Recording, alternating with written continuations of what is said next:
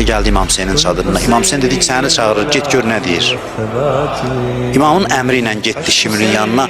Şimr ona amannamə uzatdı. Dedi ki, sən amandasan. İstəyir ki, axıra qədər təzyiq eləsin, qopartsın İmam Hüseyndən onu. Götürdü, deyir, amannaməni cırdı, atdı yerə. Təbbət yədaki ya Şimr. Əllərim qurusun, ey Şimr. La'nəkəllah. Və la'nə mə ci'tə bihi min əmanikə hada. Sənə də lənət olsun. Bunu yazan valiyə də lənət olsun. Bu amannaməni sənə verənə də lənət olsun. Ətəmuruna ən nətruk əxanəl Hüseyin ibn Fatimə və nədxulu fi ta'atil lu'ana və əbnail lu'ana. Əmr edirsən bizə deyirsən ki, Fatimənin oğlunu tək qoyaq və lənət olunmuşlara qoşulaq, lənət olunmuşların oğlanlarına qoşulaq. Şairin sözüdür bu, dedi, ey piri mücəvvir, itiribsən özünü. Mərifət yoxdur, tutub pərdeyi qəflət gözüvi.